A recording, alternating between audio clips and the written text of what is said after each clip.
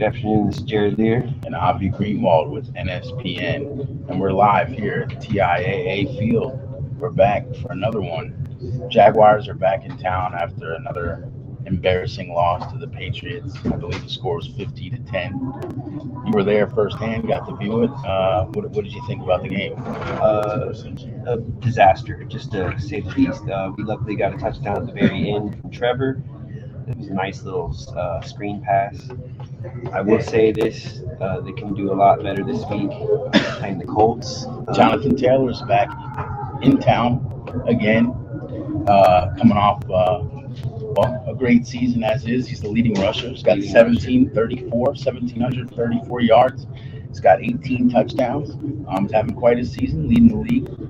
Jaguars, let's see if they can do something to stop him. What do you think? I don't think they will. Last week they allowed 107 yards for Renandro Stevenson and 2 touchdowns apiece to Stevenson and Harris, both 4 touchdowns in total in the rushing game. Trevor Lawrence's 3 interceptions didn't help either. I don't expect the run defense to actually be that good today. They do get Dwayne Smoot back. That should off the COVID list, but they are putting Tavon Bryan on the inactive list.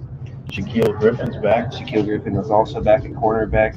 He's been taken off the COVID reserve list. So look to see maybe our cornerbacks do a little bit better, but I doubt our rush defense will do anything. So today the Jaguars are playing potential spoiler for the Colts.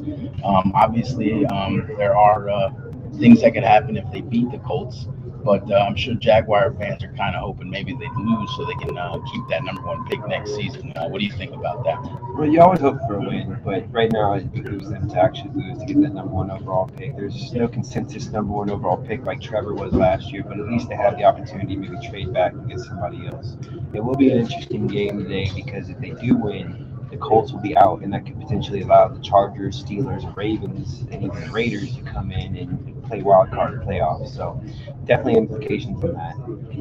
Marvin Jones, 4 catches, right, for an incentive today. How much? He needs 4 catches for $500,000. Think they'll get the football to him early and soon, huh? I expect a couple screen passes definitely today. All right. Well, it should be an interesting game. It's the last week of the season. Week 18. It's been a long up and down season.